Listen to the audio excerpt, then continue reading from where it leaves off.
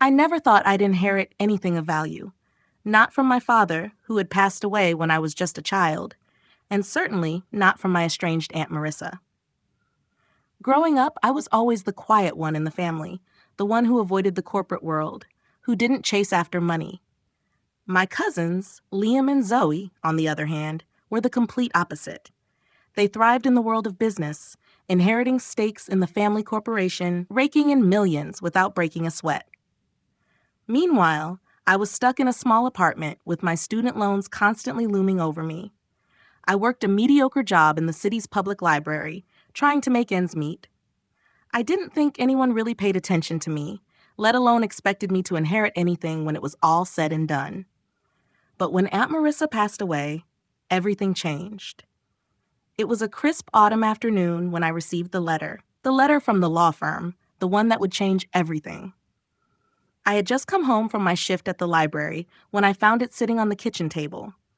The envelope was thick, cream-colored, and embossed with the name Lawson and Turner Law Firm. My first thought was, what does this have to do with me? Aunt Marissa and I hadn't spoken in over a decade. She'd always been the glamorous, high-powered businesswoman, while I was just a quiet, unremarkable part of the family. She'd never cared much for my simple life. Still, I opened the envelope not knowing what to expect. Inside was a letter, and beneath it, a plane ticket. The letter was from Mr. Turner, the family lawyer. He began by stating that Aunt Marissa had left something for me in her will, but it wasn't what I had imagined. I was expecting some token amount of money, maybe a few pieces of jewelry. Instead, Mr. Turner read aloud, "To my niece, Hazel, I leave the contents of Safety Deposit Box 215 at Ridgeway Bank in downtown Portland. Please use the enclosed plane ticket to retrieve it. May you find what you need." I blinked, confused. What could this possibly mean? I hadn't even spoken to Aunt Marissa in years, and yet here I was, being summoned to some mysterious inheritance. My cousins, Liam and Zoe, had inherited millions in shares of the family business, and I had a ticket. A plane ticket to a small island in the Pacific Northwest, of all places, Hawthorne Island. The name was unfamiliar to me. Aunt Marissa had always been a businesswoman, constantly traveling for work, but an island? What did that have to do with her, and why leave it to me? My heart sank slightly. Was this some kind of afterthought? Or worse, a joke? My cousins would probably laugh at me if they knew about it. They'd probably think it was ridiculous, just like I did. But something tugged at me, an inexplicable feeling that maybe there was more to this than I realized. I needed to know. There had to be a reason behind it, even if I couldn't see it yet. With a mixture of apprehension and curiosity, I packed my bags and boarded the plane, unsure of what awaited me. The quiet, ordinary life I had known seemed like a distant memory now. I couldn't help but wonder, was I being called to something more, or was this just another chapter in the strange, unpredictable book that had been my life? The flight to Hawthorne Island took longer than I expected, and by the time I arrived, the sky was already a dusky purple, the sun setting behind the jagged cliffs of the island. I felt a strange mixture of excitement and nervousness building inside me as I stepped off the small plane, my boots crunching against the gravel runway. The airport was tiny, with only a handful of people milling about. There wasn't a single sign of bustling activity or even a proper terminal. It was exactly what I imagined an isolated island would be, quiet, untouched, and wild. I didn't know what I was looking for, but the letter from Mr. Turner had mentioned someone named Linda Whitmore, someone who had been instructed to meet me here. My eyes scanned the small crowd until I saw her. A woman in her 50s, with wind-tousled hair, wearing a thick wool sweater and hiking boots. She smiled as she spotted me and approached with a purposeful stride. "You must be Hazel," she said, her voice warm and calm. "I'm Linda Whitmore. Your aunt left word that I'd be meeting you." I nodded, still unsure of what to say. I hadn't expected anyone here to know me, let alone be waiting for me. I didn't expect anyone to be here, I managed, my voice a little shaky. "Well, your aunt was very thorough," she said with a smile, leading me toward a truck parked nearby. "She was very specific about making sure you were taken care of." I climbed into the passenger seat, and we started driving along the winding road that cut through the dense forest. The thick trees stretched overhead, and the air felt cool and fresh, unlike anything I had experienced in the city. It was almost as if I were driving into another world. Linda didn't speak much at first, but I could sense that she was waiting for me to ask questions. I had so many, but none of them seemed to make sense yet. How had Aunt Marissa ended up here, and why had she left this place to me? I glanced out the window, the landscape gradually becoming more isolated as we drove deeper into the island. Eventually, Linda turned off the main road and onto a narrow dirt path. "This is the way to where your aunt lived," she explained, her voice still calm and collected. She didn't want to be found by just anyone. This place was her sanctuary. We arrived at a secluded cabin nestled between towering trees. It looked almost like something out of a dream, rustic and humble, yet comforting, hidden away from the rest of the world. The cabin was small, but there was a feeling of peace in the air, like time had slowed down here. I could see why Aunt Marissa had come here. It was the perfect place to escape from everything. Linda led me inside, where the scent of pine and earth filled the space. She handed me a wooden box, intricately carved with designs I didn't recognize. It was small, the size of a jewelry box, but the craftsmanship was extraordinary. My fingers trembled as I accepted it. "Your aunt spent years on this island," Linda said softly, her voice almost reverent. "She was protecting something precious here. She never wanted anyone to find it, except for you." I stared at the box, unsure of what to do next. What could possibly be inside? Something important, clearly, but what? I opened the box slowly, the soft velvet inside revealing a single seed. It was unlike anything I had ever seen, large, smooth, with a shimmer to its surface, as if it held a secret of its own. Alongside it was an envelope. My heart skipped a beat as I carefully unfolded the letter inside. It was from Aunt Marissa. Her handwriting, elegant and precise, filled the page. I began to read, my mind racing. "Hazel, if you're reading this, then I am no longer around, but my wish for you has never been clearer. When I first arrived here, this island was nothing more than a place to escape the world's chaos. But I discovered something extraordinary here, something that, if left unchecked, could be lost forever. This seed is not ordinary. It belongs to the Lumina tree, a species that only grows in the most remote corners of the earth. Its fruit has the potential to revolutionize the field of sustainable medicine, healing diseases we once thought incurable." My breath caught in my chest. This wasn't just a simple inheritance. It was something much bigger. I couldn't believe what I was reading. The letter from Aunt Marissa was far more than I had ever imagined. The Lumina tree, a species I had never heard of, and its ability to revolutionize medicine, it was all so overwhelming. I sat there for a long moment, staring at the seed in my hand, trying to process it. What had Aunt Marissa gotten herself into? Why had she chosen me for this responsibility? I glanced up at Linda, who was watching me quietly, as if she knew the letter's contents would be heavy. She didn't rush me to speak, giving me the time I needed to absorb the weight of what I had just read. But inside, I felt a knot tighten. I had never been prepared for anything like this. Is this for real?" I asked, my voice barely above a whisper. Linda nodded, her expression serious. "Your aunt spent years protecting this island, Hazel. She discovered the Lumina trees long before anyone else did. She knew what their potential was, and she knew what kind of people would try to exploit them." I felt a shiver run down my spine. "You mean people would actually destroy these trees just for profit?" "Absolutely," Linda said, her voice heavy with conviction. "Pharmaceutical companies, biotech firms, they do anything to get their hands on the compounds these trees produce. It could cure diseases, extend lifespans. Imagine the money they could make. But they would strip the island bare to get it. Your aunt saw that, and that's why she kept the secret. She protected the island, the trees, and everything here from the world's greed."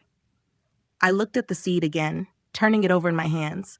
"So, what am I supposed to do with this? What's my role in all of this?" "You need to plant it," Linda said gently, "in the hidden grove on the northern cliffs. It's the only place the tree can grow safely now. And from there, you'll have to protect it, Hazel. You'll need to make sure no one finds out about it. There's more at stake here than you realize." The weight of her words hit me. I had never imagined myself in a situation like this. I was just a regular person, no business experience, no environmental expertise, nothing that would make me qualified to guard something so valuable. But I also knew that I couldn't just walk away from this. Aunt Marissa had left me this responsibility for a reason, and for some strange reason, I felt that this was what I was meant to do. Linda showed me the way to the hidden grove the next day. The path was treacherous, barely visible beneath the overgrown brush, and it seemed to wind endlessly through the dense forest. But Linda knew every turn and every hidden spot, guiding me with a steady hand. After what felt like hours, we reached the cliffs. The view was breathtaking, but my focus was solely on the grove that lay ahead. The trees stood tall, their trunks glowing faintly in the dappled sunlight. The leaves shimmered with a silvery hue, unlike anything I had seen before. There was a quiet power about them, as if they were alive in a way that was beyond human understanding. Linda led me to the largest of the trees. Its branches stretched out like welcoming arms, and its bark seemed almost alive, pulsating with an energy that I couldn't explain.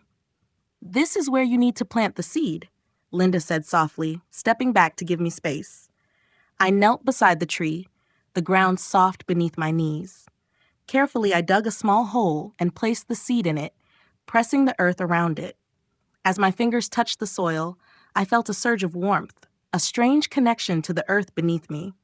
It was like the island itself was acknowledging my presence, recognizing that I was here to protect it. I stood up slowly, taking in the sight of the grove. It was more than just trees.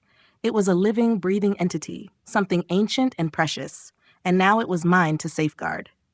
In the days that followed, I stayed at the cabin, trying to wrap my head around everything Aunt Marissa had left me. The island, the trees, the Lumina tree, and the deep responsibility of protecting it all. It felt like my entire world had shifted in a matter of hours. I kept thinking back to the seed I had planted, to the grove I had just begun to guard. It felt strange, like I was part of something much bigger than myself, but also deeply personal. I wasn't just a caretaker, I was now the guardian of a secret that could change the course of medicine or even humanity. Linda remained my guide, helping me settle into the rhythms of island life. She had worked alongside Aunt Marissa for years, and her knowledge about the island's ecosystems and the trees was invaluable. "Your aunt trusted you with this, Hazel," she would remind me, her voice a steady source of encouragement. "And she knew you had the heart for it." But I couldn't shake the feeling that I was unprepared. I had no experience in managing something like this. I wasn't a botanist or a scientist. I had no background in protecting rare species. My whole life had been about simple, small things. Books, libraries, quiet.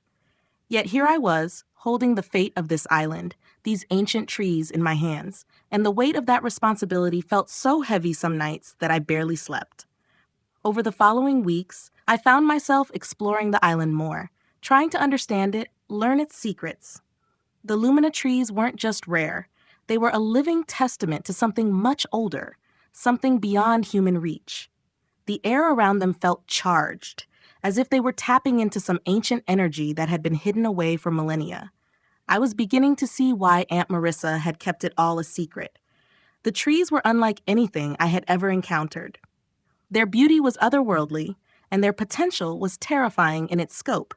But that wasn't the worst part. The worst part was the danger that came with it.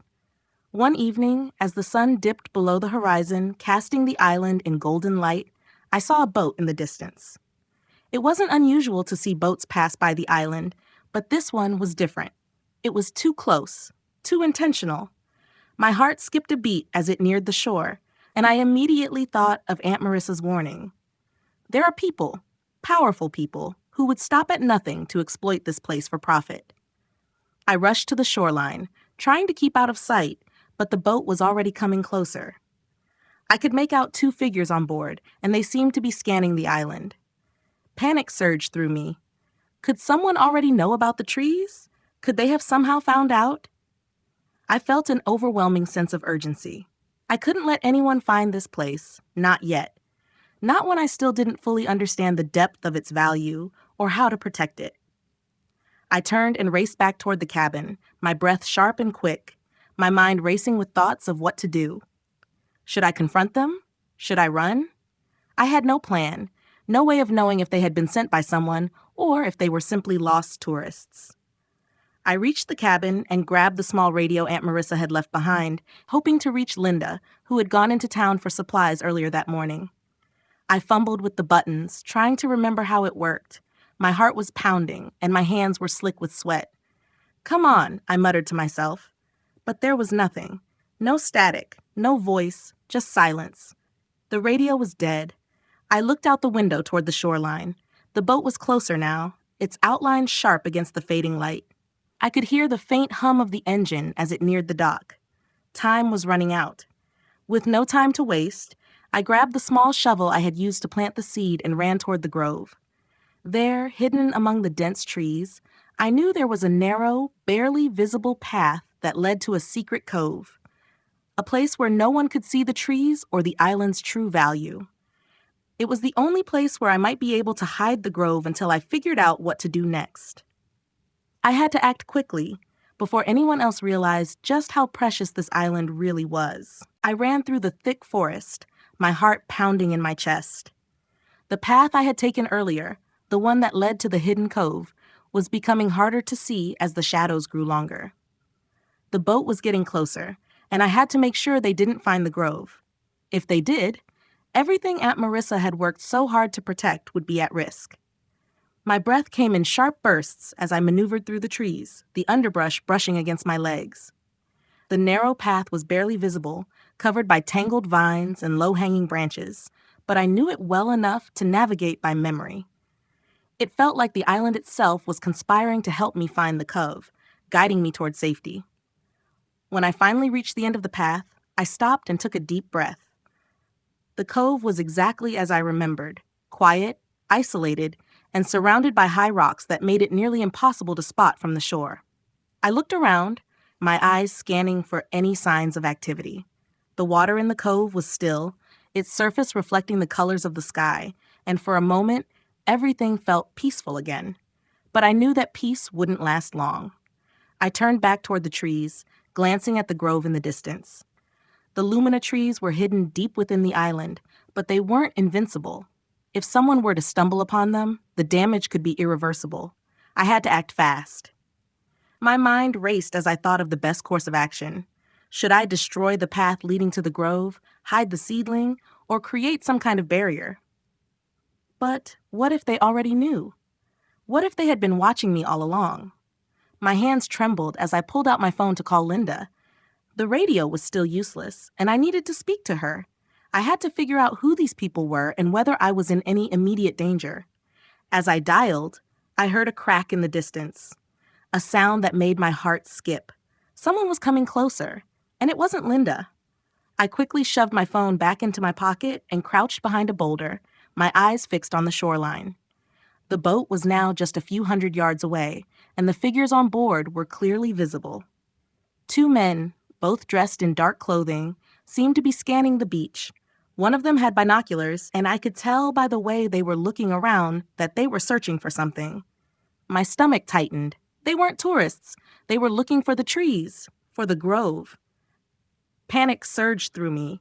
I couldn't let them find the cove. If they did, they would be able to see the lumina trees, and there was no way I could protect them by myself. I thought about what Aunt Marissa had written. There are people, powerful people, who would stop at nothing to exploit this place for profit.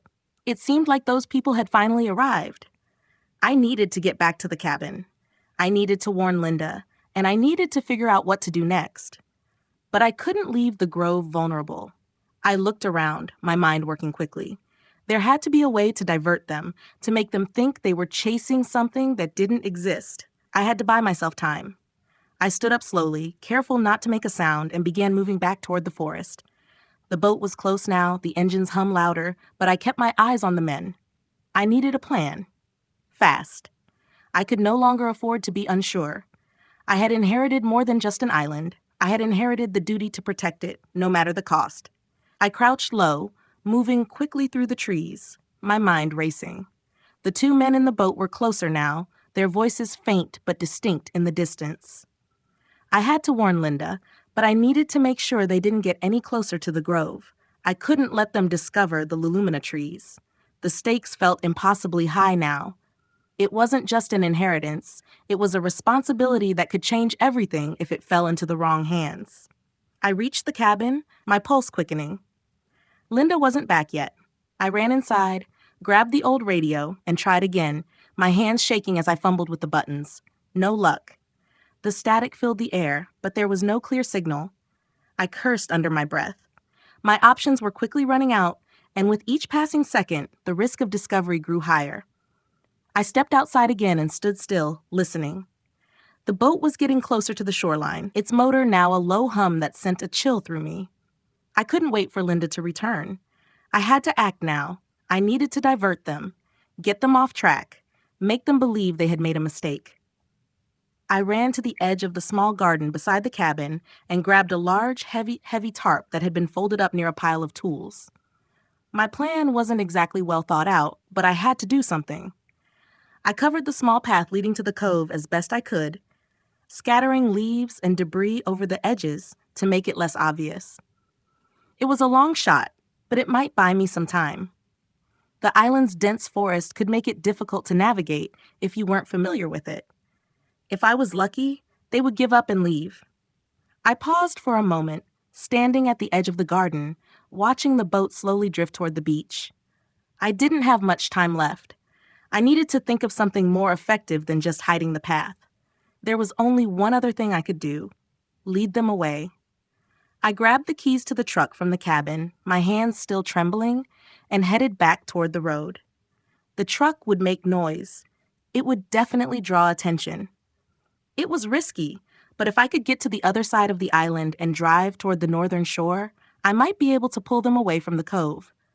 I could drive in circles, keeping them busy, long enough for the tide to turn, or for Linda to return. The truck sputtered to life with a loud roar that echoed through the trees, and I felt my stomach drop. It was as if the island itself was holding its breath.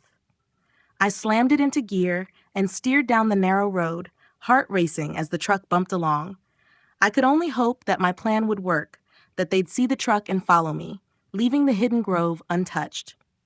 I drove for what felt like forever, taking the winding roads up and down the hills, making turns I didn't think anyone would expect. The engine growled under the strain, and I prayed it wouldn't break down on me. I glanced over my shoulder. Nothing. They hadn't followed me yet. But as I crested a hill and saw the shoreline below, I realized my fear had been right. The boat was no longer at the shore. They weren't looking for me anymore. I had given them enough to pique their curiosity. The calm that settled over me was short-lived. I wasn't safe yet. I quickly turned the truck around and headed back toward the cabin. The only thing I could do now was keep the grove hidden, keep the secret of the Lumina trees safe. I couldn't afford to let the men or anyone find out about what was really here. The island's fate was in my hands, and I wasn't going to let it slip away without a fight. Life often presents unexpected challenges that require us to make difficult choices. The key is to embrace responsibility, even when it feels overwhelming. Sometimes, the path to fulfillment isn't about seeking wealth or success in traditional forms, but about protecting what truly matters, whether it's a personal legacy, nature, or the well-being of others. Trust your instincts, follow your values, and be prepared to stand up for what you believe in, even when it's not easy. In the end, it's not what you inherit, but what you choose to protect and nurture that shapes your true legacy.